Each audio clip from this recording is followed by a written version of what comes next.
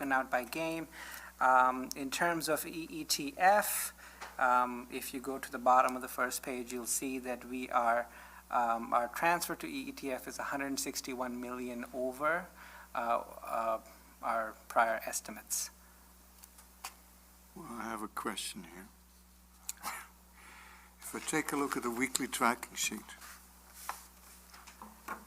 that tells me, if I monitor it on a weekly basis, that at the end of the year, we're up 77 million bucks. Where's the forecast? And that somehow miraculously translates into $161 million here. It would be nice if I could get a bridge.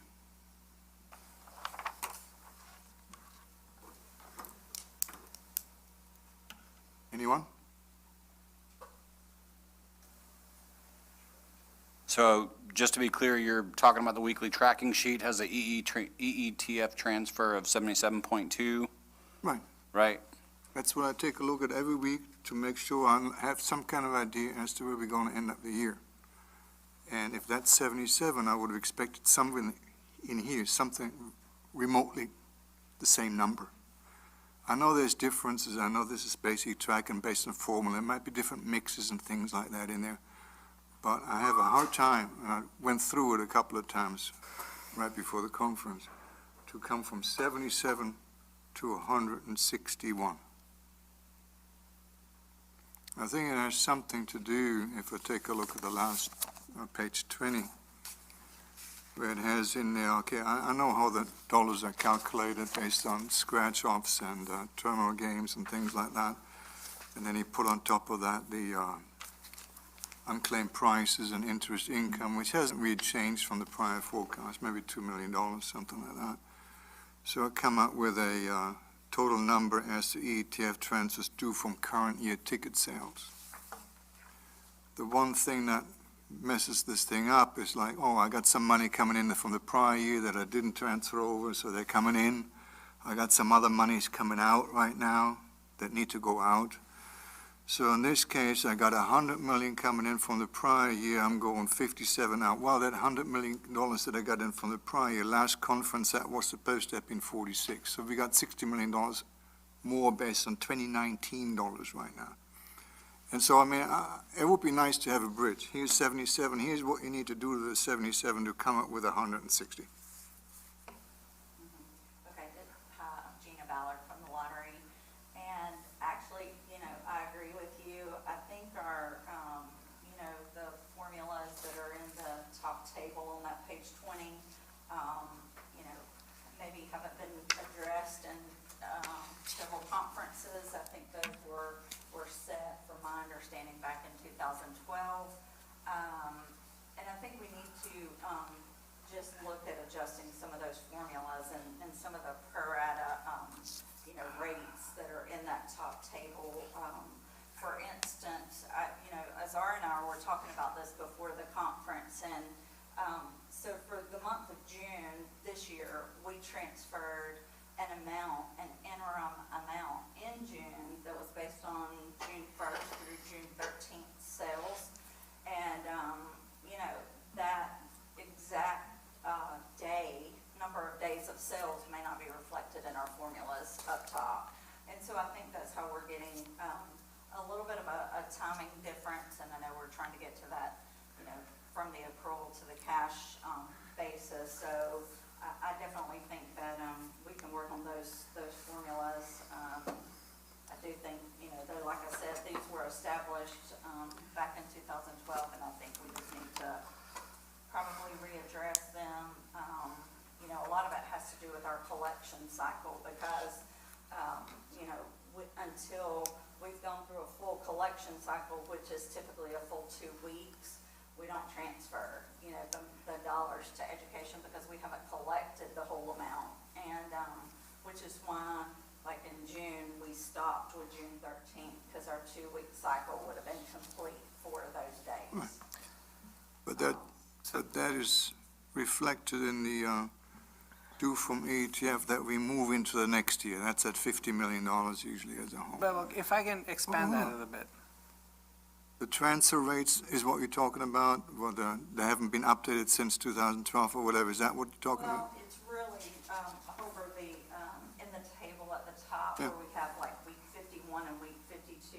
Okay, okay. You know, percentages. All right. I think, you know, that we need to address what those are, and, those, like, the week 51 and week 52 subsequent year percentages.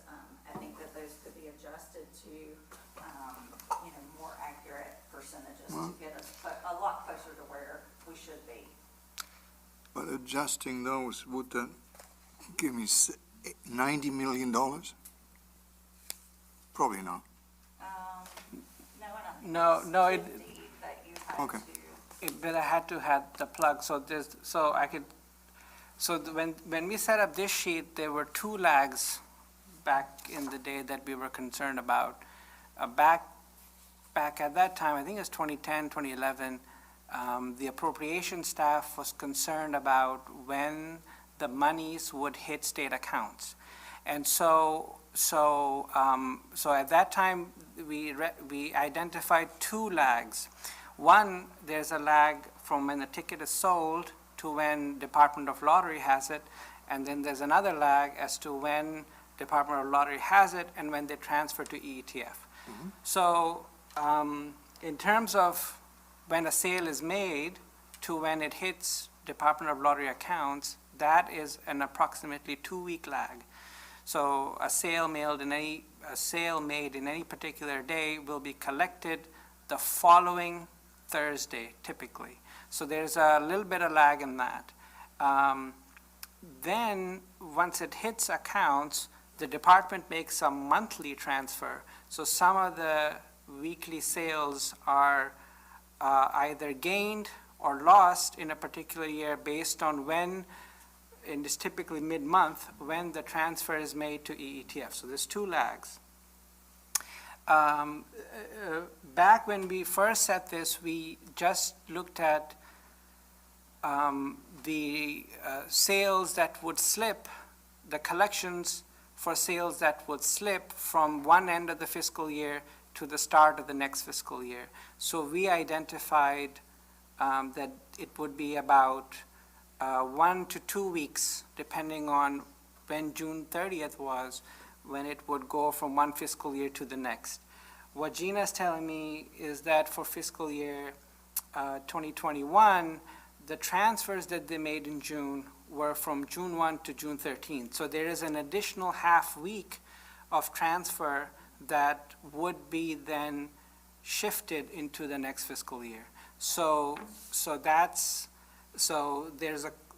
another lag that we can't identify as to when we go from weekly collections to monthly transfer to EETF, and then how much of the transfer got shifted because of a 13-day transfer in June versus a 20-day transfer in June. So there's a little bit of that transfer loss there.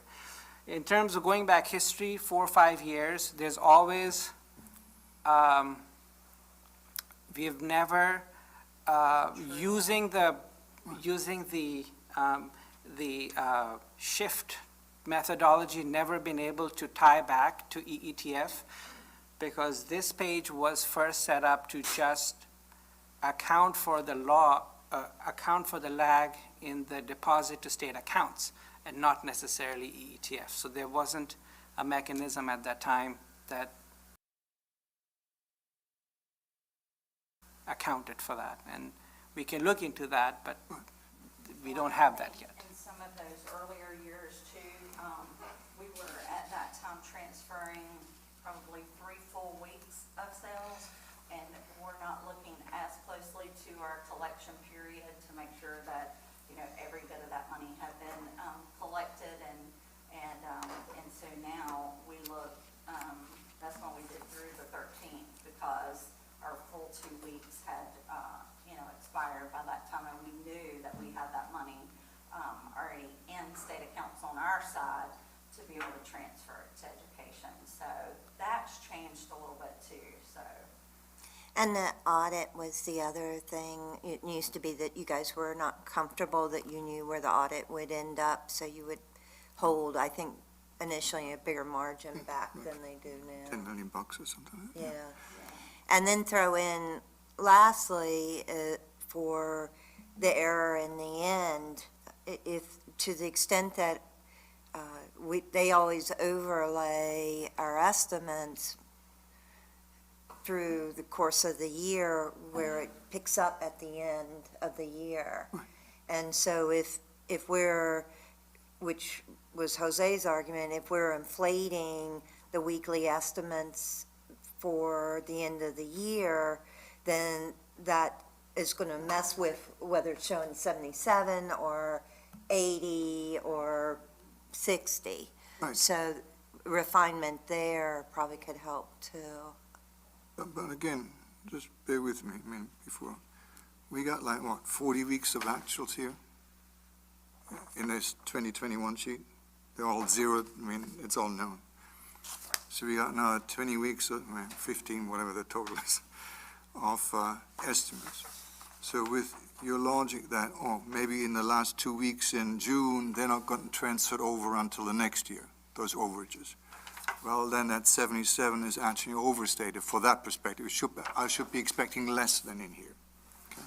That makes the hole even bigger. Okay? So I'm still at a loss. If I use this on a weekly basis, okay, how am I doing? How am I doing year to date? And then this doesn't have any bearing as to whatever comes out in the deck. It doesn't. It doesn't. Well, then somebody needs to come up with some kind of bridge and at least in retrospect explain why this 77, what are all these items that come up with 161 afterwards? That's all I'm asking for. Where do you get your 161 from, Howard? Take a look on the first page. Yeah. We collected 2246, right? So we Let got me- an overage. Let me help out just a little bit, because I've noticed the same thing. I'm using the conference package that was sent out That's wrong. by Saba, and it doesn't have a 160 number, it's got a 109 number. Yeah. That was redone somehow. Yeah, we, I was looking for the 160 too. Yeah, it's there. it's in the printed package. Yeah, the printed packet that Azar laid on the table has a 160 number in it. Does it change the estimates? No. too? No, it's Okay, just Just Just that that. one page. Just that one Okay. page. I'm sorry, Holger, please So, continue. man, that's a good point. I mean, with the 109, I still was off, but I wasn't as off as before. You know? With the 160, it's getting a little bit bigger. So what I would like to see somehow is start out with the 77, say, okay, this doesn't go on until next year, here's the changes, and then it tells me exactly, okay, why is that now 161? And I assume the 161 is a correct number because I would assume that this, that correctly reflects that 2246 actually was transferred to the EETF. Is that the actual amount that hit the EETF during 2021? I don't know. I mean, that's an honest question, not a leading question. Well, the 2246 that's on that page is what went to each. Okay. So we got, Cash amount. okay. So that's an absolute number, and yes, it is $160 million more than we thought. So that's good. But again, I mean, I want to transfer that 77 and 166. And before we leave this page, I mean, one of the bigger items that was reconciled to 109 that we had before the 160 was the, due to EETF, the collection lag from the prior year. That collection lag from the prior, if you take a look at page 20 of this package here.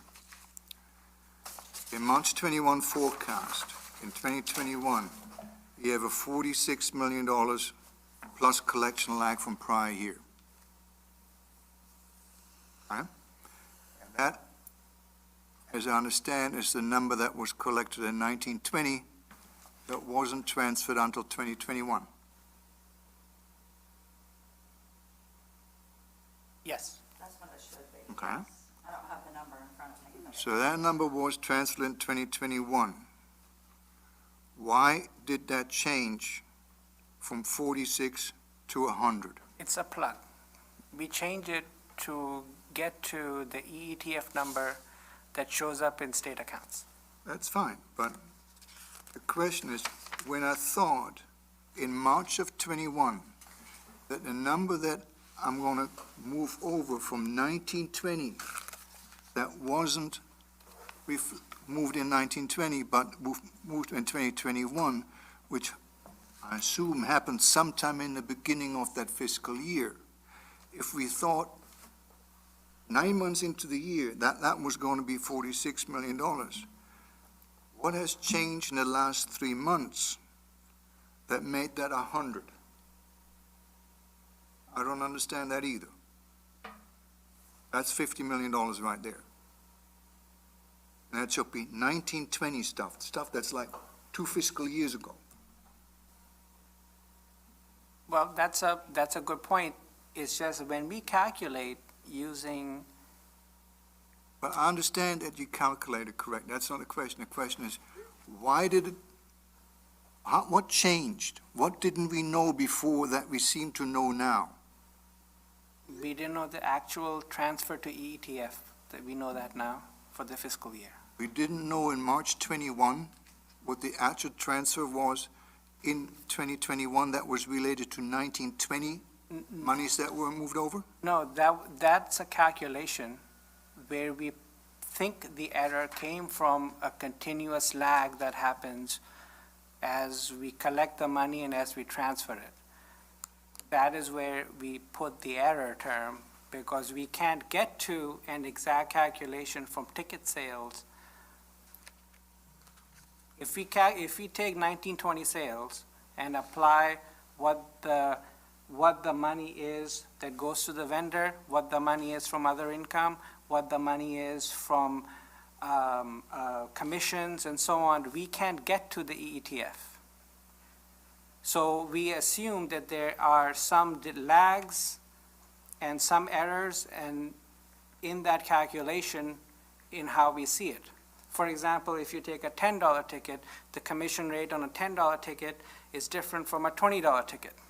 But when we look at the whole $7 billion of scratch-off sales, we have one number that we apply that number to, which is a blended rate in between the tickets. So we can't get to, in any part in history, hold on, we can get to an EETF transfer using the information we have cumulative from all the sales. So we assume some error. So we put that error in there, as we have done in the prior fiscal year. We assume that it's due to some lag. Well, 1920, this is related to 1920. 1920 was done June 30th of 2020. The audit that DF, was it AG or DFS, one of those guys, does an audit every year of lottery, where they determine how much is due to the EETF. And so that's based on that. We have like an administrative transfer at the end that says, okay, you owe the EETF so much money still for that prior year. That happens sometime in December, January, when they do the audit. It usually ends by December 31st. Right. So by March 21st, when we did the last forecast, that audit was done. So nothing should have changed after that to the 1920 number. So that, if that 46.2 was correct in March of 21, nothing happened in the meantime that relates sometime to 1920 activity that would say, ooh, it's not 46, it's 100. I mean, we can do it a different way. We can leave the Hold on. number as 46 and then change the percentages up top to get to the EETF number. But it's not, I agree with Holger, it's not just backing into It's not a math. number. It's Yeah. not math. There's some Right. logic behind it. Right. See, I can bury it any way I want to. Yeah. I mean, right now, if you would have buried it, probably might have never questioned anything. But the way it is here, the way we've shown it, yeah, it's a calculation. I know if I have 3 here and 4 here, I know the rest is 1, and then you just stick it somewhere. This is what this looks like, but I still don't know why I'm 1 off. Right. And I'm kind of interested, why am I off? And it kind of bugs me. And I don't know, at least we have established that the 246 is the actual amount of dollars that hit the EETF in 2021. So that's one number that we know what it is. So And as a the result of that, I'm $160 million over, which is a good number too. But then it comes again, 77 to 160, okay, what's the whole? 50 is, almost 60 is within that 46 to 100. And that begs the question, what is it? And I know nothing has happened since between March and July of 21 that would warrant a change in whatever happened in 1920. It sounds like part of it might just be a labeling issue for that 100.6. What I'm hearing is that's not all collection lag gain from prior year, the way that you're thinking about it. Because I agree, you should know what that is. Well, that's, There's something else in there. On a whim to go against law that was in place barring prohibited restraint when you took oath of office long before the EO and CBORs came into play. You have stated that once schools were in the single digits for case numbers, which they have been, that you would go back to mask optional. You then pivoted to say the entire district would have to be within single digits, which is 9 or fewer of 35,000 students, or 0.03% of the district, a mathematically impossible model with a false positive rate of 0.1%. Teachers were surveyed, and 54% of teachers identified as preferring to teach unmasked. Thank you. Your time Yet is all up. are required to. All right. Our next comment comes from Catherine Delaney.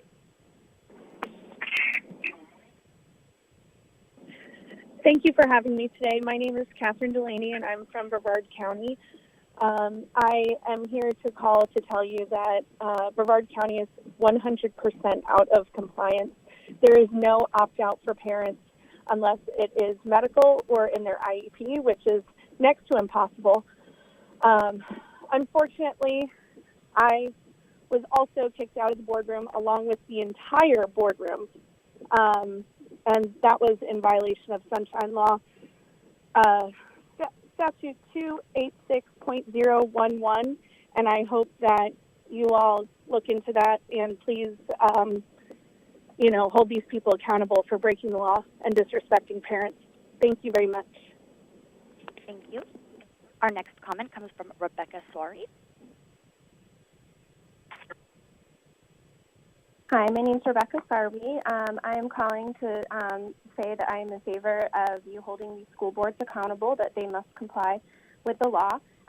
They continue to disrespect the Board of Education and the Parental Bill of Rights, and it just really shines a light on the type of control that school boards wish to have over our children and wish to have over and above the parents, which is exactly why we needed the Parental Bill of Rights. So I ask that you do hold them accountable. I ask that you hold their jobs accountable. And if they're wishing to break the law, then they need to lose their seat on the school board. We don't want lawbreakers on our school boards.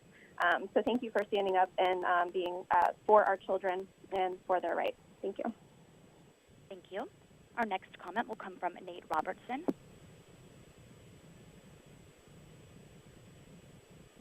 Hi, my name is Nate Robertson. I'm from Orange County. I have a son in one of the middle schools here. I wanted to document that Orange County Public School Board and Superintendent are completely out of compliance with the laws of the state of Florida, including the Parents' Bill of Rights, and then the other rules that have been put in place. There is no parent opt-out. There was for the first few weeks of school, and then they rescinded that. My child is unable to go without disciplinary action to school without having to be masked. Thank you so much for standing up for our children and for parents' rights. Thank you. All right, thank you. Our next comment comes from Despina Betza. Hi, my name is Despina Betza from Hillsborough County, and although Hillsborough is now in compliance, I'd like to share our personal experience as it may shed light on a problem affecting other children. My 3-year-old was barred from her desperately needed classes and services provided by the PEEPS program in our elementary school. She is speech and developmentally delayed. She doesn't even say mama or dada yet. She won't keep a mask on, doesn't qualify for medical exemption. She needs to be in school. She needs to be in the PEEPS program. She has not even New York forces toddlers. Forcing any toddler to wear a mask all day is not only insane, but it's also anti-science and a threat to their development. Forcing speech-delayed kids is unthinkable. We are devastated and angry at those in charge that seem to be putting politics over children. Please follow the law. They have to follow the law. So many children have different stories this way, like ours. Thank you. Our next comment comes from Richard Vecchio. Hello, Board. I'm Rick Vecchio. I'm a Broward County School District parent. I fully support my school board's vote on Tuesday to continue the mask mandate and current quarantine protocols. I think a large majority of Broward County District parents agree. All due respect, Commissioner Corcoran, I think you're acting like an apparatchik, and that our new Surgeon General's advocacy for Great Barrington public health policy is nothing short of quackery. Thank you, Mr. Vecchio. Law. There you don't have any information on compliance. Next caller. Our next comment comes from Matthew Dolly.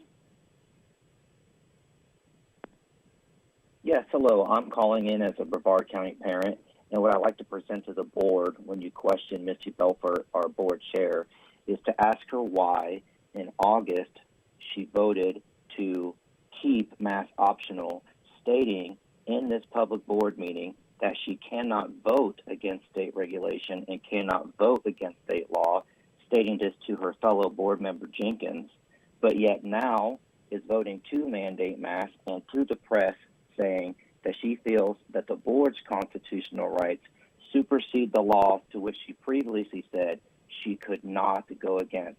Furthermore, I would like this Board of Education to look into the fact that parents were punitively removed from a board meeting Tuesday night. They did nothing wrong, all because board members started an argument between themselves. Thank you. Thank you. Our next comment comes from Michelle Mitchell. Hi, my name is Michelle Mitchell. I'm from Palm Beach County, and I'm calling because Palm Beach County is breaking the law. They are not allowing parents to opt out. They are making their own rules and forcing schools to break the law. They are punishing children and segregating them. My daughter does have a medical exemption, and she is being singled out. She feels left out, and she feels different. So I'm asking that you hold the school board accountable. And since the funding is coming from the federal government, I'm asking that you remove all school board members and the superintendent. Thank you. Thank you. Our next comment comes from Sarah DeMoro. Hello, thank you for allowing me the time to speak today. My name is Sarah DeMoro. I'm the Vice Chair for the Broward Chapter of Moms for Liberty, and I am the mom of 2 Broward County students. The Broward County School Board is completely out of compliance with the emergency ruling. I was one of the parents that was at the school board meeting on Tuesday, and 8 members of the 9-member school board voted again to go ahead against the emergency ruling and keep masks in place. There is no parent opt-out at the parent's sole discretion. You must have a school-approved 504 plan put in place, which is extremely difficult to obtain. I can attest to the fact that there is a large, massive amount of parents in Broward County that are angry and upset at the school board and would like the school board held accountable for their actions for breaking the law, violating parents' rights, disregarding the Florida Department of Health, the State Board of Education, the governor, and us parents. Thank you for your time, and I really hope you hold them accountable. Thank you. Our next comment comes from Rebecca Franzen. Hi, my name is Rebecca Franzen, and I'm calling from Brevard County, and I'm calling in regards to the 3 board members on the Brevard County School Board that continue to break the law and do not allow a parent opt-out. Yesterday, the board meeting had to be watched after we were kicked out of the board meeting online, and at the end, Ms. Belford decided to vote with Jenkins and McDougal, stating that it was her feelings that were causing her to make the choices that she was making. I'm asking the school board to, the Board of Education to hold these school board members accountable for their actions. Thank you. Our next comment comes from Sarah Mirsky. Good afternoon, Chairman and Board. I'm with Moms for Liberty Brevard, and I'm calling to let you know that the Brevard School Board is out of compliance with the mask policies. The only way to opt out is through a medical exemption and some other impossible scenarios. Parents do not have the sole discretion to opt their children out of mask wearing in Brevard County currently. Also, I attended the special meeting on Tuesday morning where at a recess we were abruptly asked to leave, and I asked for explanation. And the superintendent, Dr. Mullins, told me to not put him in a position to have to be removed from the room, and I said I wasn't putting him in that position. You have 10 seconds. And that I would leave. His response was, end of story. I left the boardroom and the building as requested, only to sit outside in the heat while the meeting. Our next public comment comes from Lauren Heim.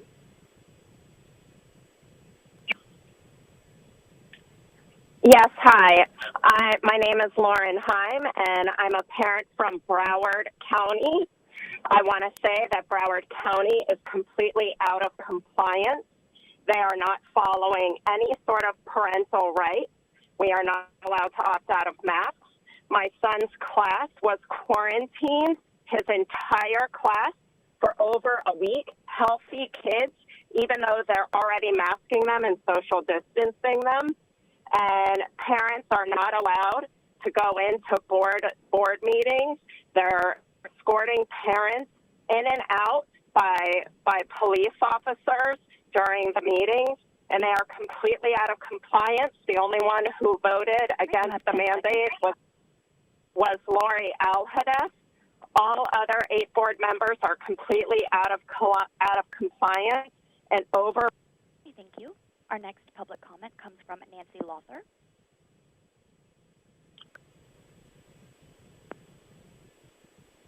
Nancy, make sure you're unmuted.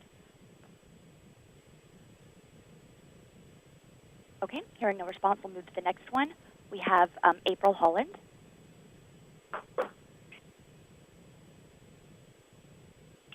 My name is April Holland, and I am a representative of Florida Freedom Keepers. I thank you for doing your job by holding our schools accountable. Palm Beach County schools are not in compliance in any way with Rule 215. Parents are being trespassed from their board meetings. Superintendent Burke needs to be reprimanded for his overreach of authority. He has publicly said, we are now writing the policy. Please, God, hold these people accountable and replace them if they need to be. Thank you very much for your time. Thank you. Our next public comment comes from Jennifer Gottlieb. Thank you so much for the opportunity to speak with you. My name is Jennifer Gottlieb. I'm a Broward County resident, and I would just like to say that the Broward County School Board, their actions are in compliance with what their constituents want, and it's a small group of people that oppose the mask mandate. I'm asking you not to impose sanctions for noncompliance with your abhorrent and unwanted rule. Thank you. Thank you. Our next public comment comes from Tiffany Justice. Good afternoon, Board of Education members and Mr. Corcoran. I'm calling today to confirm that the districts that have been mentioned are out of compliance, and we are speaking for thousands of parents who are watching their children suffer subclinical harms from masking while districts ignore these harms. There are egregious actions that are being taken by superintendents and school board chairs, removing parents from meetings and limiting citizen input. We ask that you take swift and direct action to get these school boards back in line. We expect our children to follow school board policies when they're in school, but we expect school boards and superintendents to follow state law. Thank you. All right, thank you. Please note that we have about 10 more minutes left of the public comment section. Our next comment will come from Mr. Belser.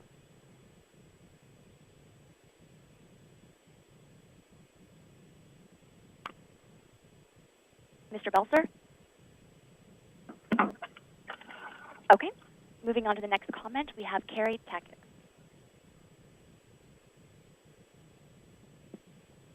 Hello, my name is Carrie Tackett. I am with Moms for Liberty from Brevard County. They are not compliant. They have no parental opt-out for our children, and we were also wrongfully removed from the meeting with no explanation by the chair, Misty Belford. I'm asking you to hold her responsible for that, and please remove her. Thank you. Thank you. Our next comment comes from Deborah Setzer. Hi, I'm Deborah Setzer from Hillsborough County School District. I'm here to report that Hillsborough County is now in compliance with this law but is out of compliance with what most of the parents want and with the CDC and AAP. I would also remind this board that they are under federal investigation for civil rights violations and against doing what is advised by medical experts. Thank you, Deborah, but that's been withdrawn from the agenda. All right, thank you. Our next comment comes from Charlene Miranda. Hi, I'm Charlene Miranda. I am a parent of a Broward County school, and Broward County School is not in compliance. And I really would love for this board and for Commissioner Corcoran to please hold these board members accountable. And, you know, they do not get to choose which laws they get to comply with. I believe that these members should lose their position for not upholding their oath to abide by Florida law. Thank you. Our next comment comes from Duana Boyles.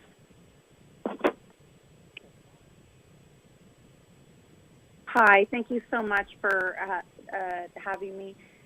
I am calling from Brevard County, and our board is not in compliance. Specifically, Chairman Belford stated she makes it appear that she will continue to not be in compliance. Same with Ms. Jenkins, both stating that they do not care if you withhold their salaries. They will continue to enforce the mask mandate in Brevard County. So I hope that you will hold them accountable for their actions, for their statements, and bring the board into compliance in some way. Thank you. Our next comment comes from Jeff Childers. Good afternoon. Alachua County is not in compliance. On August 9th, Alachua County Superintendent Carly Simon wrote an op-ed in the Washington Post titled, "Opinion Why Our School District is Defying Florida's Ban on Mask Mandate, Even If It Means We Lose Funding." Later on September 22nd, after the new rule issued, Superintendent Simon went on CNN and stated, quote, "We will continue to follow the masking and quarantine policies currently in place in our schools." In its school board meeting this week, the Alachua County School Board considered recognizing the opt-out at parents' discretion, but decided not to comply. Alachua County's ongoing non-compliant conduct has harmed and is harming the parents and children of the district. 10 seconds. Some children have already missed school this semester due to non-compliant conduct. The district is not in compliance. Thank you. Our next comment comes from Cindy Martin. Good afternoon. There is no parental opt-out for mask in Brevard School Board's policy, which means that they are not in compliance with Florida law and the Parental Bill of Rights. Please impose sanctions against these Brevard School Board members. On Tuesday, during the emergency school board meeting for BPS, Jennifer Jenkins deliberately attacked the speech of a citizen by calling out the word reprimand. She proceeded to pontificate about the technical programs being used as political leverage regarding mask mandates. The information was not factually accurate and in violation of their own policy. Misty Belford stated clear the room without offering the reason for the public's dismissal prior to the vote. The votes did not change at all, rendering the emergency board meeting pointless. Please hold these Brevard School Board members accountable. Thank you. Thank you. Please note that we have 5.5 minutes left in our public comment time. Our next comment comes from Rosemary Bates. Hello, Rosemary Bates from Broward County, Florida. Our board is not in compliance, and we and the majority of my colleagues and fellow parents are happy about that because the health of all our children matter. The health of their families at home matter. And masks work despite the cherry-picked data that Richard Corcoran Thank you, Rosemary, for confirming that made. Broward is not in compliance. Next caller, please. Thank you. Our next comment comes from Crystal Hessman. Hi, this is Dr. Crystal Tessman from Alachua County. I want to say that Alachua County is in compliance with the law. Students can be opted out through the Hope Scholarship, medical exemption, and even more expensive options for 9th through 12th grade. I want to thank Superintendent Simon and our school board for following Florida law and further following IDEA to protect students with disabilities. Alachua County is keeping all kids safe legally. Thank you. Our next comment comes from Sharon. Hi there, this is Sharon Kerwin, and I'm a parent of 2 children in Leon County schools. I want to thank you for calling this meeting to address the unlawful mask mandate in Leon County and the other 10 counties throughout Florida, although I know there's 3 now that are in compliance. I appreciate and support your effort to hold these superintendents and school board members accountable and enact strict consequences for their non-compliance. Myself and thousands of other parents across the state have fought throughout the summer and into the first part of the school year to have our parental rights protected and for our superintendents and school board members to follow the law and allow parents their right to decide if our children wear masks at school or not. It is time to take serious action against any superintendent and school board member who continues to willfully break the law. Because of these individuals' defiant behavior, our children are suffering. Please take a strong stand today and help parents around the state of Florida to once again have the authority to make the medical and mental health decisions that are best for our children without threats. All right, thank you. Our next public comment comes from Lauren. Good afternoon, Board of Education members and Commissioner Corcoran. My name is Lauren DiPaola. I'm a parent, a licensed clinical social worker, and chair of Moms for Liberty, Alachua County. Alachua County continues to be out of compliance and has effectively sold parents' rights to make decisions about mask wearing and quarantining healthy children without parents' consent by Superintendent Simon requesting to receive Project Safe funds from the federal government in exchange for offsetting the withholding of the school board members' paychecks who you have sanctioned for voting against Florida orders and laws. I also believe Superintendent Simon is both out of compliance of her contract as well as potentially not mentally fit to fulfill this role, as today she will again exhibit delusional thinking that she believes she is in compliance. Removing funding will not correct this delusional thinking. It is requested for the best interests of children who you are directed to advocate for as the board and commissioner, that the Alachua County Superintendent and board members who have voted against Florida orders and laws be immediate. All right, thank you. We have time for 2 more public comments. Next, we have Stacy Bree. Yes, good day. This is Stacy calling, and I want to let you know that Alachua County is out of compliance. They are not allowing parental rights, and the school board continues to kick people and have them escorted out of the meetings. Alachua County is out of compliance, and as the caller just said previously before me, they don't care about their money being taken away because they have the safe funds that Superintendent Simon has now gotten. So we ask you to take swift action against these school boards that are not taking care of the parental rights and allowing our children to be mask-free and have a regular, normal education. Thank you. All right, thank you. Our last public comment right now will come from Vera Mai.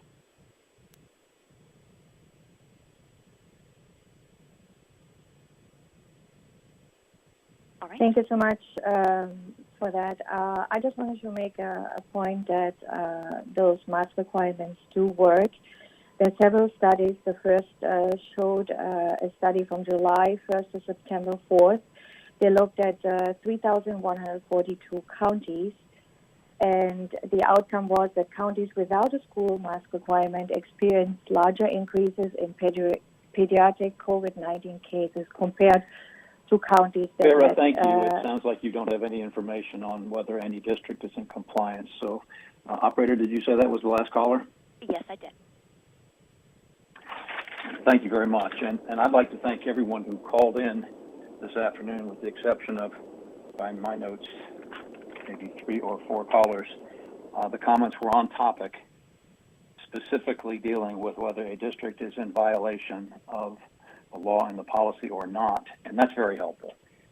So I really appreciate that. So with that, let's move into the action items member, and we will start with agenda item number 1, which is involving Alachua County, and the item will be identical as we repeat this for districts, but it's specifically consideration of probable cause for non-compliance with the Department of Health emergency rule regarding protocols for controlling COVID-19 in school settings. First, I would like to recognize Commissioner Corcoran to present his findings and recommendations for Alachua County, please. Thank you, Chair. Members of the State Board, I'll take a little bit longer on this one, and then that'll allow us to expedite the subsequent counties. But I wanted to report a determination of probable cause. To this point, this district has not come forward with documentation to establish compliance with the law, which requires an opt-out of the district's mask mandate at the sole discretion of a parent or legal guardian. As the board may have heard, the United States Department of Education instituted a new grant program. The grant program is entitled the Project to Support America's Families and Educators, Project SAFE. Eligibility for the grant requires that a school district implement CDC recommended strategies, including consistent and correct mask use. At the end, the school district incurred a financial penalty imposed by the state, such as a reduction in funding, including but not limited to reduction in salaries for school board members or superintendents, due to the implementation of CDC strategies in schools. School districts are eligible for the award as long as they commit to maintaining the CDC strategy in the 21-22 school year. To date, Alachua County is one of only 2 school districts in the entire nation to have applied and been awarded a grant, which was in the amount of $147,719. I strongly believe that this federal grant program improperly attempts to interfere with the state board's authority to manage our state's educational system. Education is a state responsibility, not a federal one, and one given to this board under our state's constitution. What we are witnessing in these Project SAFE grants is one of the most egregious violations of the 10th Amendment to the U.S. Constitution and Florida sovereignty in our lifetimes. By their own terms, these grants encourage school districts to violate Florida law.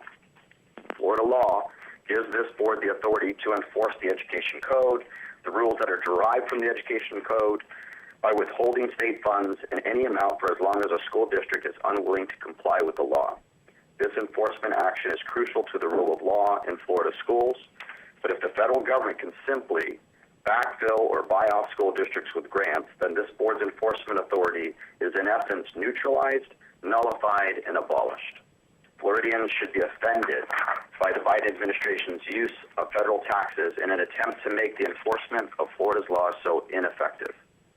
I also want to comment on something that you probably have recently been made aware of, which is Attorney General Merrick Garland's memorandum dated October 4th, 2021, directing the FBI to investigate alleged threats to public school officials amidst ongoing spirited debate over both masking and critical race theory.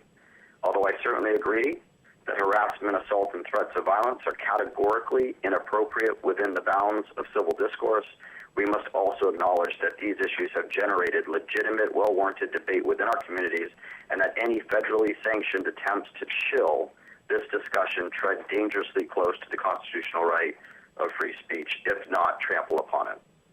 To that end, let it be known that we, the Florida Department of Education, value enthusiastic debate, welcome student-centered conversations between ourselves, our citizens, and our local districts or our federal counterparts. However, understand that we stand foremost within the rights of our citizens, to govern the upbringing of their children and to lawfully speak and be heard, regardless of political disposition. Put short, we will not be strong-armed, nor will we allow others to be. Should the federal government's efforts stray even slightly from justice to deter parental rights or lawful speech, they should prepare for a swift and zealous response. If this board accepts my finding of probable cause and finds that the school board of Alachua County has refused to comply with the law, I recommend that the board considers a sanction that includes offsetting any federal grant funds awarded to support noncompliance with DOH's health protocols for schools. We are not able to withhold the grant funds themselves since they are federal grant funds awarded directly to the school districts. However, as long as there are state sources of funds and the withholding is calculated to encourage compliance, I recommend that the state board find that the district is out of compliance with the Department of Health Emergency Rule 64 DER 2115, order compliance within 48 hours, and withhold state funds in an amount equal to any federal Project SAFE grant funds or successor grants awarded to the Alachua School District for its noncompliance with Department of Health Emergency Rule 64 DER 2115, in addition to withholding state funds in an amount to 1/12 of each school board member's annual salary. Finally, the department stands committed to the educational success of our state students. We all want our schools open and students being able to go to them. However, in our system, the Florida Department of Health decides the health protocols for schools. Admittedly, there is a difference between the CDC and our Department of Health. There is even disagreement within the CDC itself. But in our system, school districts are required to follow the protocols set by the Department of Health. And with that, I conclude my remarks, Chairman. And you have my recommendation. Yes, thank you, Commissioner. Members, at this time, I would entertain a motion to approve the findings and recommendations for Alachua County as presented by Commissioner Corcoran.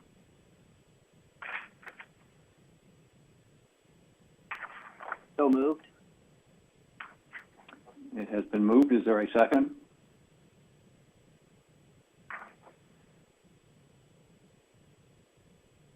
Second. Thank you. Motion and a second. At this time, before we vote, I'd like to hear from and recognize Superintendent Simon from Alachua County, who will have 5 minutes to make the presentation. And Superintendent Simon, I'm guessing that you've been listening for a bit on the call. The only issue before this board is whether or not Alachua County is in compliance with the recently drafted rule. And that's what I would gratefully appreciate if you could limit your comments to, because that would be helpful to this board. With that, would you please share with the board your position today? Thank you, Commissioner and board members, for the opportunity to discuss the COVID policies and procedures that Alachua County School Board members and I have adopted and implemented. We believe they comply with the statutory requirements in the Parents' Bill of Rights. They are also necessary to meet our students' constitutional right to safe and secure schools. According to the Parents' Bill of Rights, the state, any of its political subdivisions, and any other governmental entity or any other institution may not infringe on the fundamental rights of a parent to direct the upbringing, education, health care, and mental health of his or her minor child without demonstrating that such action is reasonable and necessary to achieve a compelling state interest, and that such action is narrowly tailored and is not otherwise served by a less restrictive means. Our current policies are reasonable and necessary to protect the health and safety of our students, which is certainly a compelling interest.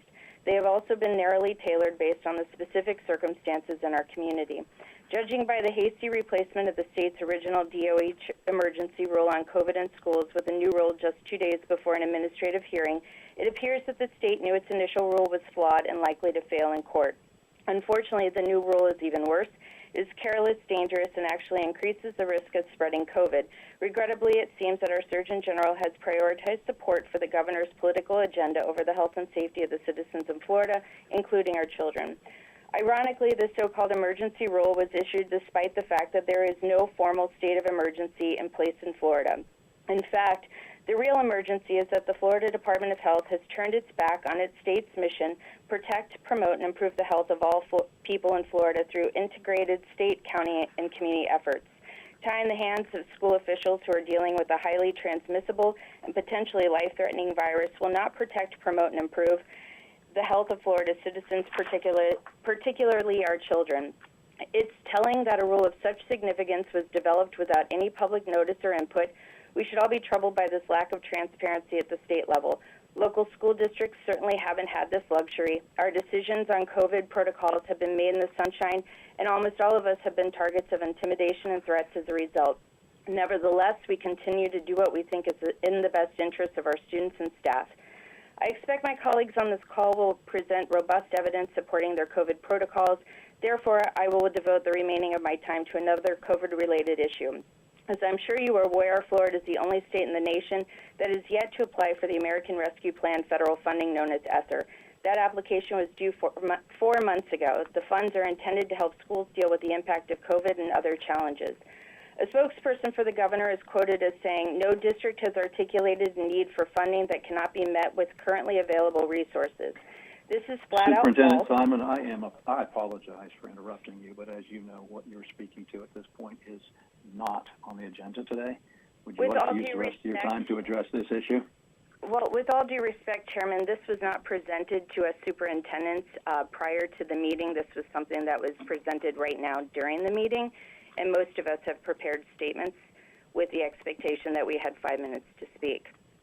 Well, the state has applied, so that, Chair Grady? yes.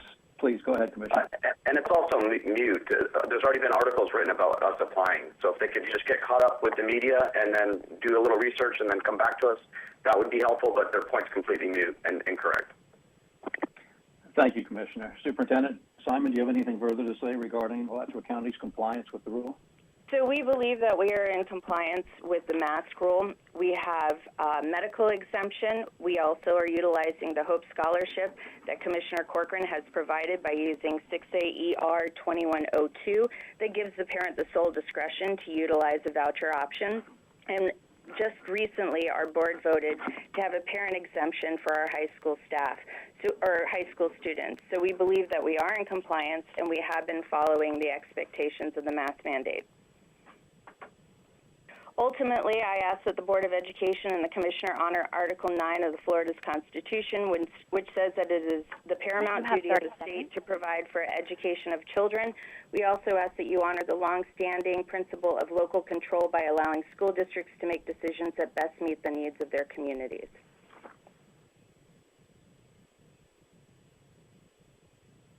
Thank you, Superintendent Simon. Members, are there any questions? With that, we have a motion. We have a second. All those in favor of the motion, please signify by saying aye. Aye. Aye. Those opposed, nay. Aye. Could you please unmute Member Tuck? He's unmuted. Can you hear me now? Yes, sir. I just wanted to make sure I was unmuted. Yes, sir. You had voted in favor of the motion. Is that correct? Yes. Very good. With that, the motion carries. I'd like to move to the second agenda item, which is Brevard County. And again, we are considering only one item, which is consideration of probable cause for noncompliance with the Department of Health emergency rule. I'm guessing that most superintendents who will be speaking today have listened thus far, and I would just respectfully ask that you limit your comments to what is on the agenda today. Commissioner Corcoran, would you please present your findings and recommendations for Brevard County? Yes, thank you, Chair. This board has my written determination of probable cause. This district has not come forward with documentation to establish compliance with the law, which requires an opt-out of the district's mask mandate at the sole discretion of the parent or legal guardian. I recommend you find the district is not in compliance with the new FDOH rule, order compliance within 48 hours, and mirror the penalties of Alachua County. Thank you, Commissioner. Members, is there a motion to approve the Commissioner's findings and recommendations for Brevard County? So moved. And is there a second? Thank you, members. At this point, I'd like to hear from Superintendent Mullins from Brevard County. And Superintendent, you probably have been listening and you know that there is 5 minutes allotted to you, and we'd be very grateful if you would address the comments relevant to the agenda item today. Yes, sir. Good afternoon, Chairman Grady, members of the State Board of Education, and Commissioner Corcoran. Per the invitation for today's meeting, with me is School Board Chairwoman Misty Belford and School Board General Counsel Paul Gibbs. Our school board met on October 5th to discuss Department of Health Rule 64 DER 2115 and Brevard's emergency face covering requirement for students that provides for a medical, including mental health related opt-out. After board discussion of the rule and the Parental Bill of Rights, within the context of Brevard's COVID transmission rates and in consultation with local health officials, the majority of the school board voted to maintain the emergency face covering requirement through October 29th. The superintendent may transition the requirement to include a parent opt-out if Brevard's transmission rate reaches 50 per 100,000. Chairwoman Belford will provide additional information and alignment with law. Legal justification for our actions was outlined in our initial response to the Commissioner and provided to you in the probable cause finding. The essential arguments have not changed. For the sake of time and assuming you all have duly prepared for today's proceedings, I will not go into detail on those assertions. In summary, Article 9 of the Florida Constitution, as well as Florida Statute 1002.20, require that we provide a safe system of free public education. Additionally, Florida Statute 252.36 states that schools should remain open provided safety can be maintained by mitigation strategies recommended by federal or state health agencies. And as you all are aware, even a lawful agency rule does not trump our constitutional or statutory responsibilities. In addition to those original assertions, I would ask that the state board members confer with your attorney to determine if it is wise to enforce a DOH rule which is in conflict with statute and unauthorized. Florida Statute 1003.22(3) is cited as authority for the emergency rule. The referenced statute allows adoption of rules by the FDOH addressing children's immunizations. It fails to authorize adoption of rules to protect parental rights. Reliance upon 1003.22 in authorizing the rule is misplaced, and enforcement of said rule by the state board may also be problematic.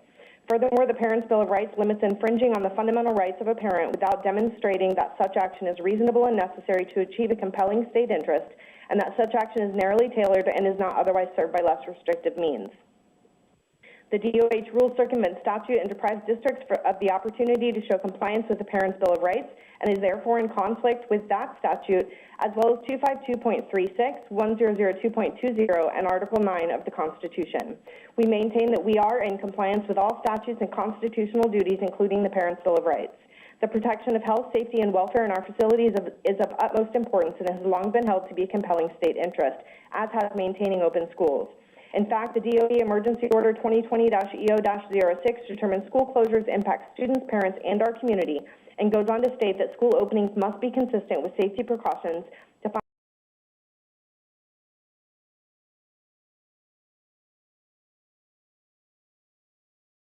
Bill of Rights, and is therefore in conflict with that statute, as well as 252.36, 1002.20, and Article 9 of the Constitution. We maintain that we are in compliance with all statutes and constitutional duties, including the Parents' Bill of Rights.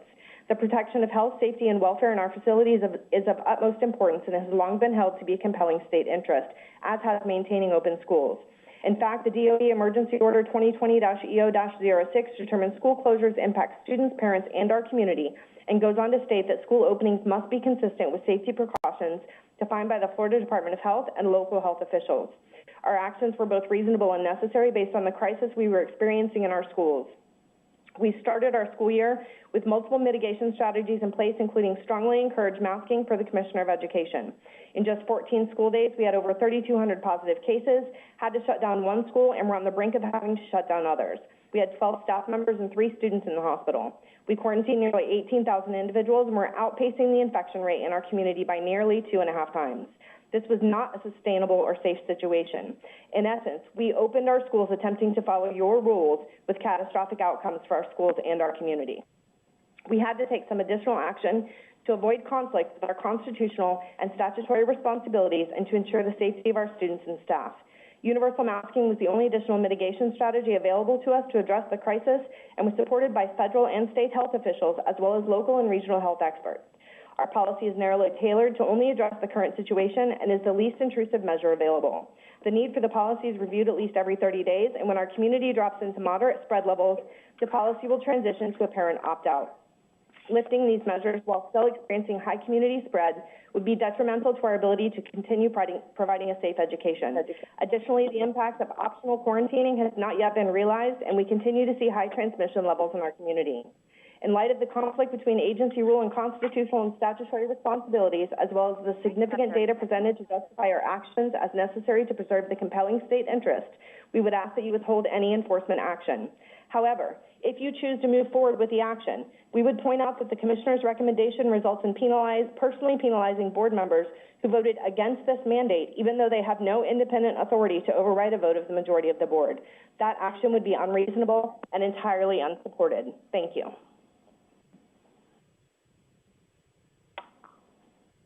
And thank you, Superintendent Mullins. Members, are there any questions for Superintendent Mullins from Brevard County? Hearing no questions, members, we have a motion, we have a second. All those in favor of the motion, please signify by saying aye. Aye. And aye. Chelsea, if you could confirm everyone's off, the members are off mute, please, that would be great. Yes, sir. I heard ayes. Any opposed? Nay? Motion carries. Moving then to the next agenda item, number 3, This is Broward County, and again, it's the consideration of probable cause for noncompliance with the Department of Health emergency rule regarding controlling COVID-19 in school settings. Commissioner Corcoran, would you please present your findings and recommendations to this board for Broward County? Thank you, Chair. This board has my written determination of probable cause. This district has not come forward with documentation to establish compliance with the law, which requires an opt-out of the district's mask mandate at the sole discretion of a parent or legal guardian. To date, Broward County is one of only 2 school districts in the entire nation to have applied and been awarded a Project Safe grant in the amount of $420,957. I recommend you find the district is not in compliance with the new FDOH rule, order compliance within 48 hours, and mirror the penalties imposed for Alachua. Thank you, Commissioner. And operator, again, if you could unmute the board members. Members, is there a motion to approve Commissioner Corcoran's findings and recommendations for Broward County? So moved. Is there a second? Second. Thank you. And next, I'd like to hear from Superintendent Cartwright from Broward County. And I would just point out, Superintendent, that some of the prior presenters have essentially been admitting that the district is in violation, but then they present some legal argument for justification. And I won't interrupt you if you choose to make a similar argument, but it really would be helpful if you could actually discuss whether or not Broward County is in compliance with the rule. Thank you very much for this opportunity, sir. The Broward County School Board met on October the 5th to review the newest Florida Department of Health emergency rules issued on September 22nd and considered its implication on the district's health and safety policies and protocols for the current school year implemented in response to the COVID-19 pandemic. In August, Broward County School Board communicated the district was following updated guidance issued by the CDC on August 5th on COVID-19 prevention in schools. Specifically, the guidance included the following language. Due to the circulating and highly contagious Delta variant, CDC recommends universal indoor masking by all students, staff, teachers, visitors to K-12 schools, regardless of vaccination status. As of today, this guidance has not changed. After listening to the guidance from medical experts and reviewing current local COVID-19 statistics, the school board voted to maintain its existing health and safety policies and protocols for now. Although we are challenging the newest Department of Health emergency rule, our plan is to comply by changing our safety policies and protocols in the near future once the matrix of scientific data enables us to do so in a manner that will protect the health and safety of our students, teachers, and other employees. Emergency Rule 64 DER 21-15 from the Florida Department of Health specifically speaks to minimizing the unnecessary exclusion of healthy students from in-person learning. The district's actions referenced in your letter received on October 4th were taken for the explicit purpose of mitigating the spread of COVID-19 cases in our schools and preventing the unnecessary removal of students from school because of positive cases.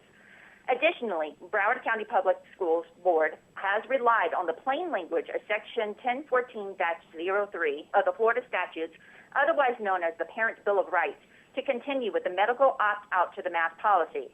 That statute allows school district boards to adopt regulations which may infringe on parental rights if the school board is able to demonstrate that such action is necessary and reasonable to achieve a compelling state interest, and that such action is narrowly tailored and not otherwise served by a less restrictive means. It is worth noting that the Parents' Bill of Rights does not grant rulemaking authority to the Department of Health nor the Department of Education.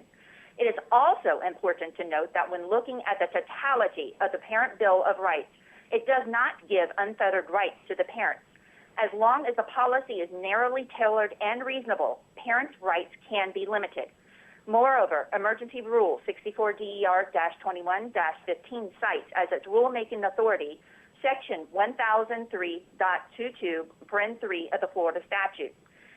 That statutory provision reads in pertinent part that the Florida Department of Health, after consultation with the Florida Department of Education, can adopt rules governing the control of preventable communicable diseases. Masks have been identified by the CDC as a mitigating measure to help control the spread of COVID-19 in schools. The newly adopted emergency rule allowing parents to opt a student out of wearing a face covering at their sole discretion does nothing to control the spread of communicable diseases and is in direct conflict with its alleged source of authority. Furthermore, the inclusion of the opt-out requirements in the new emergency rule violates the Administrative Procedures Act in that it opts out, allowing parents to choose masks for their children and to decide when to send their children to school after contact with a COVID-19 positive person are not linked to the unnecessary exclusion of healthy students from in-person learning. It is unclear how the addition of sole discretion to the parent opt-out was necessary to control the immediate dangers of COVID-19. Therefore, the opt-outs were neither necessary nor nearly tailored to address the stated immediate danger.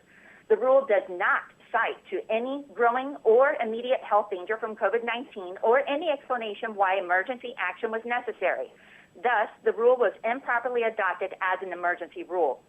Article 9, Section 4B of the Florida Constitution provides, the school board shall operate, control, and supervise all free public schools within the school district. Prioritizing parent choice over safety and the advice of health experts in the CDC and the American Academy of Pediatrics threatens the safety in schools and does not promote a secure environment for students. Thus, it's in direct violation of the Florida Constitution. It is because of these points that the Broward County Public Schools, along with 4 other districts, filed yesterday at 3:51 p.m. a lawsuit challenging the rulemaking process to invalidate the rule. We have also not received a response to our request for the monetary sanctions that were applied in August as well as in September to be refunded. 5 seconds. By changing the rule, the Department of Health demonstrated that we were in compliance from the opt-out provision because of the vagueness of the previous language. Thank you, Superintendent Cartwright. Members, are there any questions for Superintendent Cartwright? Hearing no questions, we have a motion, we have a second. All those in favor, please signify by saying aye. Aye.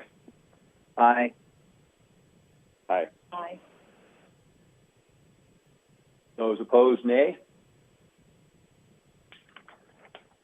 Motion carries. We will move on to the next agenda item, item number 4, involving Duval County. And again, it's the same topic, and that is the consideration of probable cause for noncompliance with the Department of Health emergency rule regarding protocols for controlling COVID-19 in school settings. Commissioner Corcoran, do you have findings and recommendations you'd like to present to this board regarding Duval County? Yes, Mr. Chair, this board has my written determination of probable cause. This district has not come forward with documentation to establish compliance with the law, which requires an opt-out of the district's mask mandate at the sole discretion of a parent or legal guardian. I recommend you find the district is not in compliance with the new FDAOH rule, order compliance within 48 hours, and mirror the penalties imposed by for Alachua. Thank you, Commissioner. Members, is there a motion to approve the Commissioner's findings and recommendations for Duval County? So moved. Is there a second? Second. Thank you. Superintendent Green from Duval County, we would like to hear from you now, please. And again, it's 5 minutes. And you, I'm sure, are familiar with the issues that are important to us, and we look forward to hearing from you. Thank you. I'd like to thank the Commissioner and the State Board for giving me an opportunity to speak. Duval County would share many of the same sentiments that have already been stated, so my 5 minutes will be utilized a little bit differently. At the beginning of this school year, we started with a policy that strongly recommended to wear masks indoors, and parents could opt out with a simple completed opt-out form in the parent portal. At that time, just a few weeks before school starting, we had already lost 6 employees of Team Duval to COVID-19. In addition, only 8 days into the school year, we reported 492 COVID-19 cases to the Florida Department of Health, Duval. Of those, 76 involved staff, 416 involved students who reported a positive COVID-19 result.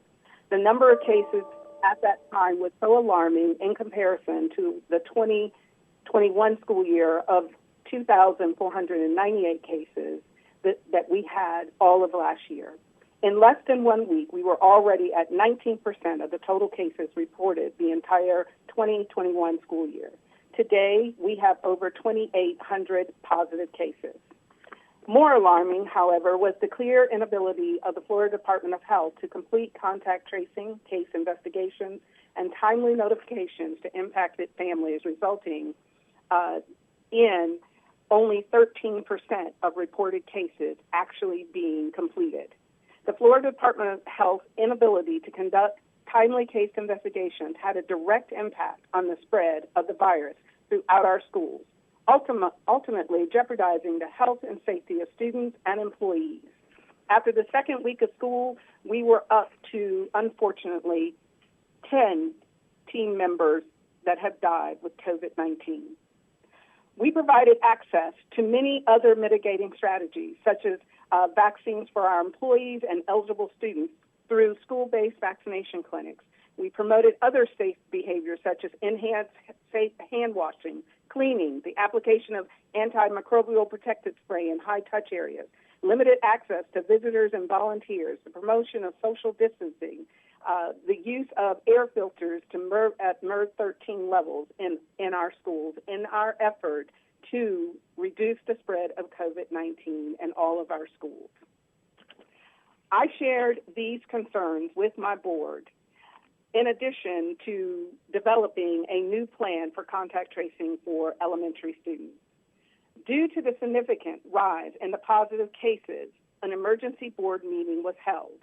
And at that emergency board meeting, the board passed an emergency rule of mandatory masks. However, that rule also had an opt-out for parents. At that time, it was a medical certification opt-out, as well as part of our code of conduct. Parents could opt out through a HOPE scholarship. Through these efforts, we believe we are in compliance with ensuring the safety and security and welfare of our students and in compliance with the Parent Bill of Rights. Duval County Public Schools believes that the Emergency Rule 64-DR 21-15 is not in compliance because it is invalid and invalid exercise of the delegated legislative authority and therefore is unlawful. In addition, binding follow of this unlawful rule would have an adverse effect on the health of students and staff in our district. As it states in the Parent Bill of Rights that school districts are able to enforce rules that ensure that we are protecting the safety and welfare of students and that are narrowly focused. We believe that our parents have the opportunity to opt out, as well as ensuring as constitutional officers that we are protecting our students and providing a high-quality education in a safe learning environment. Thank you.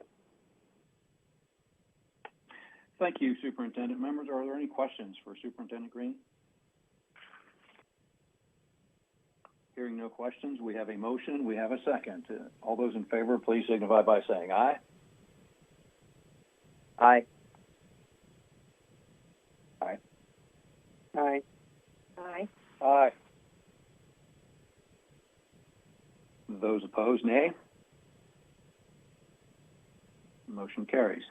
Moving to agenda items 5 and 6, they have, of course, been withdrawn, so that brings us to item 7, which is Leon County, where we'll once again consider the item on the agenda is consideration of probable cause for noncompliance with the Department of Health emergency rule. Commissioner Corcoran, would you please present your findings and recommendations regarding Leon County? Thank you, Chair. The board has my written determination of probable cause. This district has not come forward with documentation to establish compliance with the law, which requires an opt-out of the district's mask mandate at the sole discretion of the parent or legal guardian. I recommend you find the district is not in compliance with the new FDOH rule, order compliance within 48 hours, and mirror the penalties imposed for Alachua. Thank you, Commissioner. Members, is there a motion to approve Commissioner Corcoran's findings and recommendations for Leon County? So moved. Second. Is there a second? I heard a second. We'll move to Superintendent Hanna, please, from Leon County. 5 minutes, please, sir. Chair Grady, can you hear me? I can indeed, yes. Good afternoon. From the beginning of this pandemic, we made a commitment to our community in Leon County that we would follow well-accepted science and that data and community input would dictate and drive our decision-making process in regards to COVID-19 safety protocols. In August of this year, we started the school year with a pre-K-12 mask requirement with a parental opt-out option and no medical documentation needed. On August 6, 2021, the Department of Health issued Emergency Rule 64-DER-21-12, stating that schools must allow for a parent or legal guardian of the student to opt out the student from wearing a face covering or mask. By the end of the first week and a half of school, it became evident that to keep our children safe and our schools open, we had to make a change. Our daily student positivity numbers more than doubled any single school day from the previous year. The number of students being placed in quarantine was in the hundreds, and one of our elementary schools was struggling with the tragic death of a third-grade student from COVID-19. The vast majority of nationally recognized healthcare experts, including the CDC, American Medical Association, and the American Academy of Pediatrics, along with local pediatricians here in Leon County, strongly believe the wearing of masks while indoors helps mitigate the spread of this deadly virus. Because of these reasons, and following the data, we were forced to implement a slightly more stringent mask policy than we originally had in place at the start of the school year. We believe our compelling state interest of keeping students safe and schools open, coupled with our narrowly tailored approach of including only young students ages 5 to 11 who are not yet eligible to become vaccinated, was in line with the Parental Bill of Rights. We also believe we were not in violation of the Department of Health's emergency rule dated August 6th, as the language did not prohibit school districts from requiring medical documentation for a parental mask opt-out. In fact, the DOH rule in issuing this new emergency rule on September 22nd has modified that language to include at the parent or legal guardian's sole discretion, which provides further support that we were at all times in compliance with the initial rule. In preparing and giving reasons for its new emergency rule, the Department of Health stated the purpose of these changes were to ensure parents and legal guardians are allowed the flexibility to control the education and health care decisions of their own children, and to protect the fundamental rights of parents guaranteed under Florida law. Per review of Florida statute related to the purpose of the Florida Department of Health and their responsibilities, we feel as though this portion of the rule is beyond their scope of authority, as this governing statute says nothing about ensuring flexibility for parents to control the education of their child or, quote, to protect the fundamental rights of parents. Let's be clear. The members of the Leon County School Board and I are in complete support of parents having individual rights and freedoms and a say in the general education of their child. We firmly believe, however, we are in compliance with the Parental Bill of Rights. We also believe the language in the new emergency rule that includes a mask-out option at the sole discretion of the parent or guardian is an overreach of authority, as this portion of the emergency rule has nothing to do with the Department of Health's statutory responsibilities to protect, promote, and improve the health of all people in Florida through integrated state, county, and community efforts. At the start of your meetings, I've heard you, Board Chair Grady, state on many occasions that the members of the Florida State Board of Education are not paid and not political. Today, the Leon County School Board and I are respectfully asking you to please let us, as individual school districts, make the decisions that are in the best interest of our local schools. The decisions that are supported by almost every nationally recognized healthcare organization and local pediatricians here in Leon County. The decisions that will help keep our children safe and our schools open. In addition, Commissioner Corcoran, if the board does unfortunately rule against us today, I am requesting you to amend your recommendation for Leon County's reduction of funds to include my salary. As the only elected superintendent in this action, my salary should be taken along with the other elected officials. You have 30. Thank you. Thank you very much, Superintendent. Members, are there any questions for Superintendent Hanna? Mr. Chair, do we need to amend that recommendation to include his salary, or is that something that? Well, I suppose you could so move. I would like to stay with my recommendation if that would be my preference, Chair and members. Okay. Okay, very good. So no motion, no questions. We have a motion. We have a second. All those in favor, please signify by saying aye. Aye. Aye. Aye. And those opposed, nay. Motion carries. That brings us to item number 8, which is Miami-Dade County. And again, this concerns the consideration of probable cause for noncompliance with the Department of Health emergency rule regarding protocols for controlling COVID-19 in school settings. Commissioner Corcoran, would you please present to the board your findings and recommendations for Miami-Dade County? Thank you, Chair. This board has my written determination of probable cause. The district has not come forward with documentation to establish compliance with the law, which requires an opt-out of the district's mask mandate at the sole discretion of a parent or guardian, legal guardian. I recommend you find the district is not in compliance with the new FDOH rule, order compliance within 48 hours, and mirror the penalties imposed for Alachua.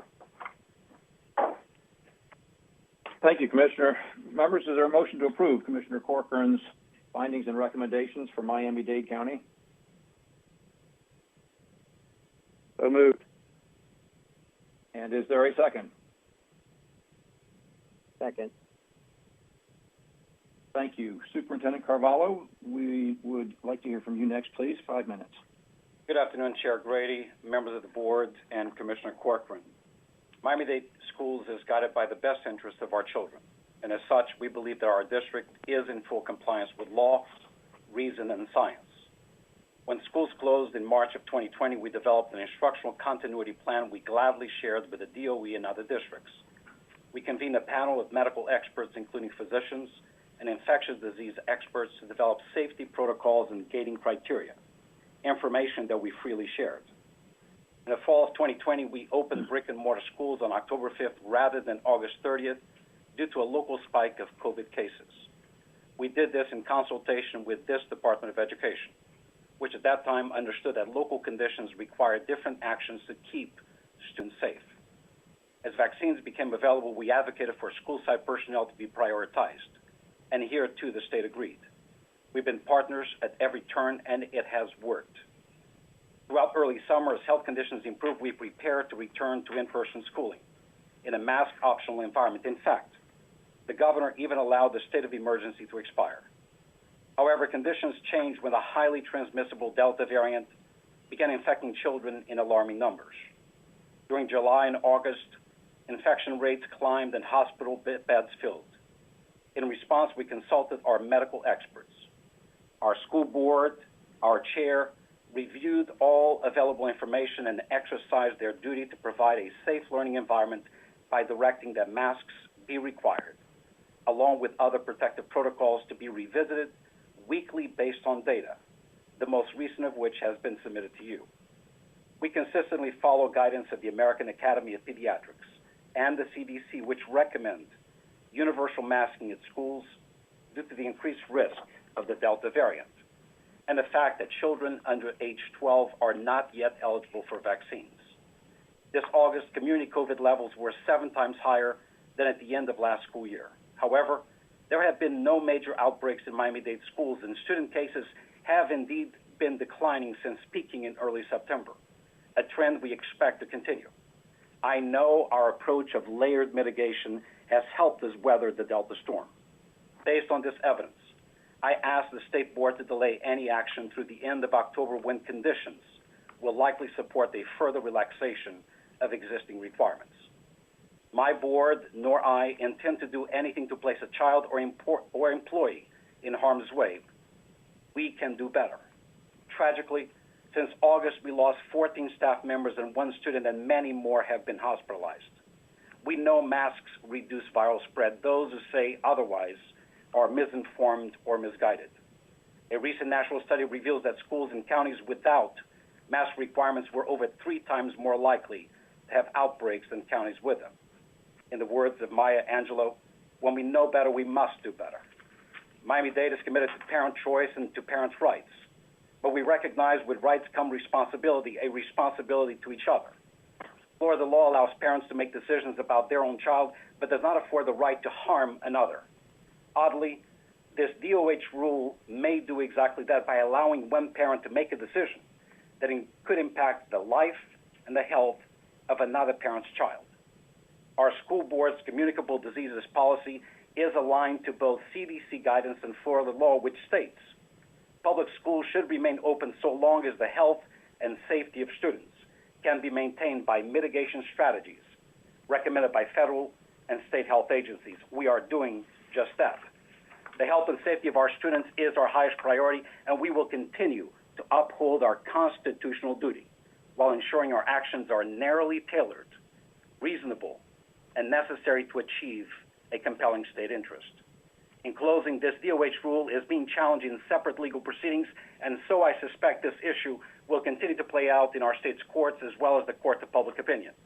So I find it ironic that we are spending so much time and resources arguing about the temporary inconvenience of wearing a mask to protect each other when we have much more pressing issues to address.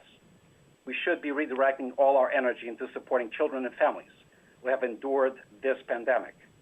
As educators, or those concerned with education, we should be focused on helping children recover lost learning and accelerate academically, lest we forget that these same children represent Florida's future. If we are serious about our commitment to the welfare of our children and the future of our state, and in Miami-Dade we are, we must focus on bringing this pandemic to an end so that masks and mitigating strategies are no longer a topic of conversation and teaching and learning are. Thank you. Thank you, Superintendent Carvalho. Members, are there any questions? Hearing none, there is a motion and there is a second. All those in favor, please signify by saying aye. Aye. Aye. Aye. Aye. Those opposed, nay. Motion carries. Moving to item number 9, Orange County. Consideration of probable cause for noncompliance with the Department of Health emergency rule regarding protocols for controlling COVID-19. Commissioner, would you please give the board your findings and recommendations for Orange County? Thank you, Chair. The board has my written determination of probable cause. This district has not come forward with documentation to establish compliance with the law, which requires an opt-out of the district's mask mandate at the sole discretion of a parent or legal guardian. I recommend that you find the district is not in compliance with the new FDOH rule, order compliance within 48 hours, and mirror the penalties imposed for Alachua. Thank you, Commissioner. Members, is there a motion to approve the Commissioner's findings and recommendations for Orange County? So moved. And is there a second? I think I heard two motions in there. Second, please. Second. Second. Thank you. Moving then to Superintendent Jenkins from Orange County. 5 minutes, please.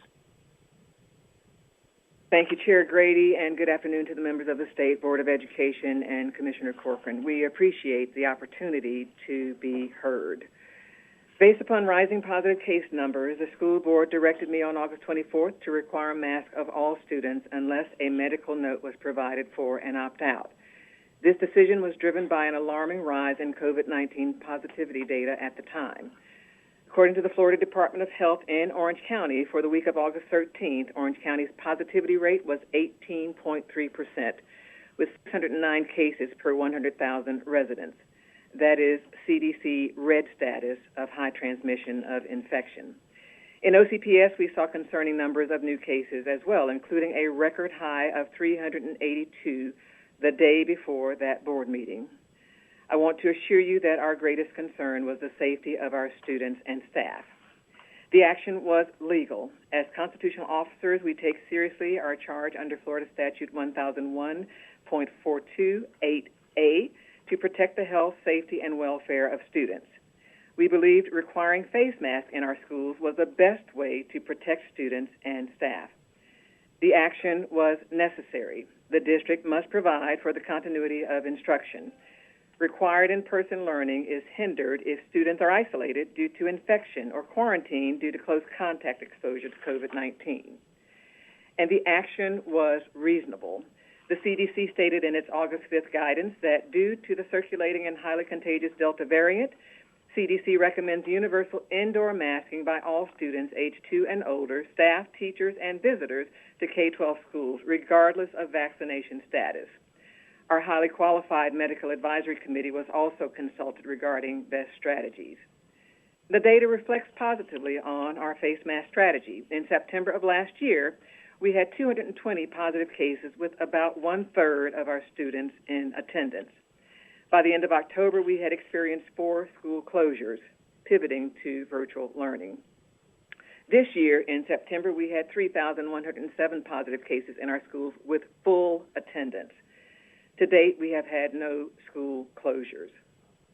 We've seen a sharp decline in positive cases after the mask requirement took effect, and healthcare professionals have commended the intervention. Now, concerning the emergency rule adopted on September 22nd, we believe it conflicts with the Florida Statute 1014.03, which is part of the Parents' Bill of Rights. That legislation does not give the Department of Health the ability to engage in rulemaking to implement the statute. School Board also believes the Department of Health exceeded its grant of rulemaking authority in Florida Statute 1003.22.3, which states the Department of Health may adopt rules governing the control of preventable communicable disease. Prohibiting districts from enforcing face mask usage would not control a preventable communicable disease. Allowing parents to send their student who has been exposed to close contact with a COVID-19 positive individual would not control preventable communicable disease. Again, the CDC has identified mask usage as a mitigation strategy to prevent the spread of the communicable disease. Yesterday, the school board, along with others, filed a rule challenge to the emergency rule with the Division of Administrative Hearings. Additionally, the Parent Bill of Rights specifies that local government entities may not infringe on the parent's right without demonstrating that such action is reasonable and necessary to achieve a compelling state interest, and that such action is narrowly tailored and is not otherwise served by a less restrictive means. There are not less restrictive means for the school board to prevent the spread of COVID-19. The state did not approve an innovative learning option allowing full funding for students taking classes at home. Since all students are back in school, the mitigation strategy of social distancing is unavailable. Vaccination is an available mitigation for certain ages, but Florida statute prohibits requiring COVID-19 vaccination for enrollment and attendance. Our action is narrowly tailored because the face mask requirement is in place through October 30th. We are optimistic that the numbers will continue to improve over the next 3 weeks so that we can return to our previous strategy, allowing parents to opt out. Chair Grady, that concludes my response. Thank you, Superintendent Jenkins. Members, are there any questions for Superintendent? Hearing no questions, we have a motion, we have a second. All those in favor, please signify by saying aye. Aye. Aye. Aye. Aye. Those opposed, nay. The motion carries. Moving then to agenda item 10, Palm Beach County and the consideration of probable cause for its noncompliance with the Department of Health emergency rule regarding protocols for controlling COVID-19. Commissioner Corcoran, would you please present your findings and recommendations to the board? Thank you, Chair. This board has my written determination of probable cause. This district has not come forward with documentation to establish compliance with the law, which requires an opt-out of the district's mask mandate at the sole discretion of a parent or legal guardian. I recommend you find the district is not in compliance with the new FDOH rule, order compliance within 48 hours, and mirror the penalties imposed for Alachua. Thank you, Commissioner. Members, is there a motion to approve the Commissioner's report and findings and recommendations? So moved. Is there a second? Second. Thank you. Superintendent Burke, we would appreciate hearing from you next, please, for 5 minutes. Good afternoon, Chairman Grady, members of the board, and Commissioner Corcoran. I appreciate this opportunity to speak on behalf of the School District of Palm Beach County and share the work and decisions made to best meet the needs of our students. The State Board of Education and our School Board of Palm Beach County share a common goal to provide our students with a world-class education system. This system must prioritize both student achievement and student safety. I believe it's also fair to say that our Governor, State Board of Education, and our school district are in agreement that face-to-face, in-person classroom instruction best meets the needs of our students. I think we were all optimistic back in early June. This school year would provide a return to normalcy with the positivity rates in the 3% range. In fact, our school district's reopening plan released on June 23rd indicated facial coverings would be optional for both students and employees. Then the Delta variant hit and began spreading throughout the community. By mid-July, the positivity rate was 7.8%. Nonetheless, we remain steadfast in our efforts to return to brick-and-mortar instruction. Schools opened on August 10th, with a facial covering requirement that included an opt-out provision for parents.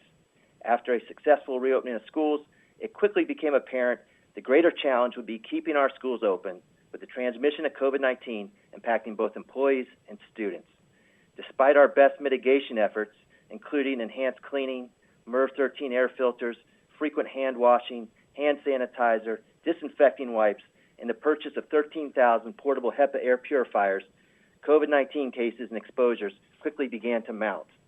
We had 4,000 to 5,000 students directed to stay home each day due to either positive cases or potential exposures. By the second week of school, the positivity rate in Palm Beach County had grown to 17.9%. On August 18th, the school board adopted policy 5.326, student protocols due to COVID-19, to address this rapid rise in cases and offset the imminent threat to keeping our schools open and in-person instruction. Specifically, this policy facilitates the continuous operation of the district by protecting the health, safety, and welfare of students, employees, and their families by adhering to COVID-19 district safety protocols. One of these safety protocols, and the reason we are here today, is that students, except those who are medically eligible to opt out, wear facial coverings while indoors. This also applies to all of our employees. This policy further states that facial coverings will not need to be worn when outside or when eating or drinking. And as an emergency modification of the policy, it was to remain in effect for a period of no more than 90 days. Further, as superintendent, I may suspend, revoke, or rescind portions of this policy based on updates and information available from the CDC, state, or local health authorities. The Delta variant proved to be a game changer, proving to be more transmissible and greater threat to our children than last year's Alpha variant. After just 4 weeks of school, our number of COVID cases had exceeded the total number of cases experienced all of last school year. The district's policy is reasonable and necessary to achieve a compelling state interest, specifically to protect students from the transmission of the COVID-19 virus. It is also narrowly tailored and is only in effect for the period of time the community spread of COVID-19 remains high, and there's not a less restrictive means in light of a lack of available vaccine for the majority of school-age students, and a requirement that the board must provide in-person instruction. With that brief background, the school board's policy is consistent with the board's constitutional duty to provide safe schools and its statutory duty to protect the welfare of our students. With respect to Floridians' constitutional freedoms, there has been no judicial termination that a face covering requirement for students is unconstitutional. Nothing in the Parents' Bill of Rights prohibits a face covering requirement. The Parents' Bill of Rights also preserves the school board's power to take action where it is, quote, reasonable and necessary to achieve a compelling state interest, and that such action is narrowly tailored and is not otherwise served by a less restrictive means, end quote. The school board's face covering requirement satisfies these requirements. It cannot be disputed that providing a safe learning environment for all students is a compelling interest for the state board and the school board as a whole. Additionally, the board and I have a specific statutory and constitutional responsibility to ensure the safety of students. Again, a face covering policy was necessary in response to the dramatically and rapidly worsening state of the spread of COVID-19 as a result of the Delta variant. Facial coverings are not a permanent solution, and our district is cautiously optimistic by the recent decline in COVID cases in our community and our schools. Currently, the positivity rate in Palm Beach County is around 6.5%. And as I previously stated, and it bears repeating, the school board's policy is narrowly tailored, as it is only in effect for 90 days and can be suspended or revoked sooner when available information supports doing so. We believe that our policy has been effective in reducing the spread of COVID-19 in our schools. Our district will continue to monitor local health conditions in collaboration with our health professionals and adjust protocols accordingly. I appreciate this opportunity, and thank you. Thank you, Superintendent Burke. Members, are there any questions for Superintendent Burke? Hearing no questions, there is a motion and a second. All those in favor, please signify by saying aye. Aye. Aye. Aye. Aye. Those opposed, nay. The motion carries. Members, agenda item 11, having to do with Sarasota County, has been withdrawn. So that completes all agenda items for today's meeting. I want to thank you, members. I also want to thank the callers for really trying hard to limit and focus their comments on what is important to this board today. And I think all the speakers today, all the superintendents presented in good faith and in a very civil and respectful way. And I think that's great, and I wanted to thank them. With that, members, the meeting is adjourned. Thank you, ladies and gentlemen. This concludes today's conference call, and you may now disconnect. Please enjoy the rest of your day.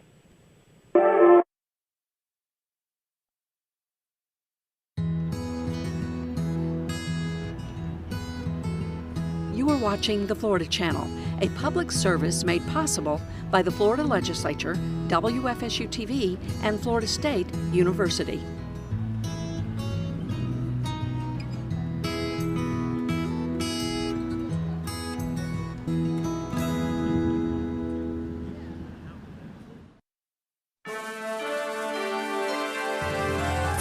The State Board of Education serves as the head of the Department of Education.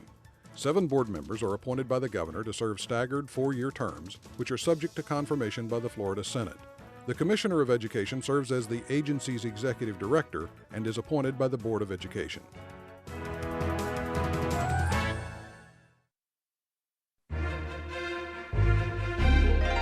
In 1849, the first real state school system was authorized, with the State Register of Lands named as state superintendent and probate judges as county superintendents. Counties were authorized to levy a school tax of up to $4 per child, but only 2 counties, Franklin and Monroe, are on record as having done so.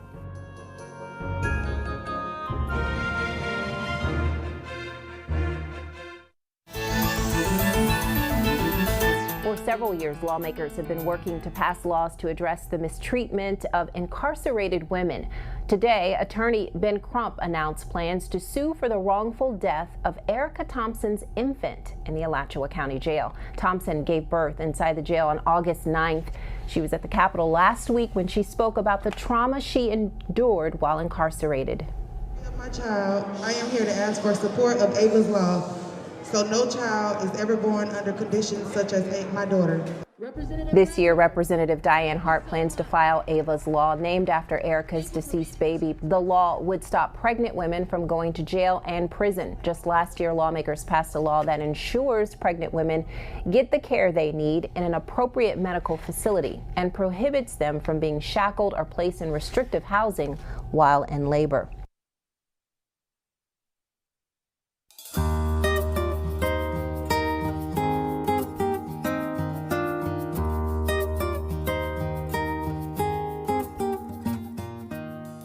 Bo Diddley is considered to be one of music's principal architects of the 1950s, giving rock and roll its signature beat and inspiring musicians with his original style of rhythm and blues for over 7 decades. Born Ellis Otha Bates in Mississippi, he was adopted by his mother's cousin and relocated to Chicago's South Side at the age of 6. In 1940, he picked up a guitar for the first time, inspired by the energy and movement of music in his Pentecostal church. Adopting his childhood nickname Bo Diddley, he changed music forever when he recorded 2 singles for Chess Records in 1955, including the self-titled track Bo Diddley, which stayed on the rhythm and blues charts for 18 weeks. Diddley's syncopated rhythm and driving, distorted guitar tone was revolutionary and inspired various other rock and roll pioneers, earning him the title the Father of Rock and Roll. In 1970, Bo Diddley moved to Archer, Florida, and in 1987, he was inducted into the Rock and Roll Hall of Fame. He passed away at his home in Archer in 2008, but his contribution to music will be felt for generations to come.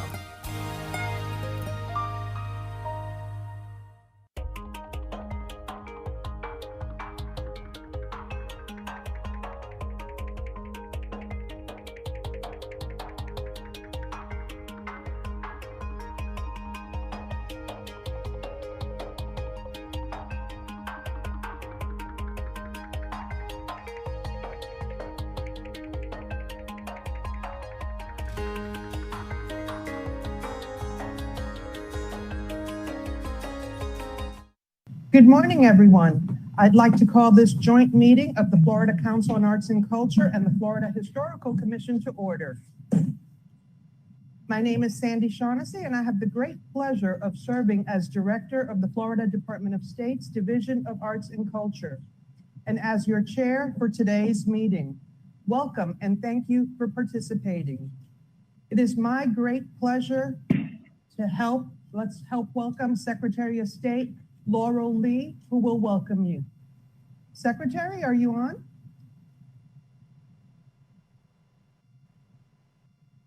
And if you have been muted, it is *6 to unmute yourself on the phone, or the GoToWebinar or GoToMeeting microphone button in the control panel. Morning, Jason.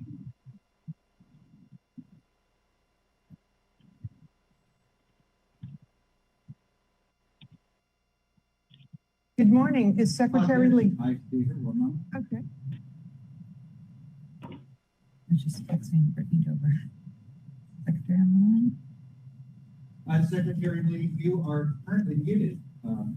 It just sent an unmute request.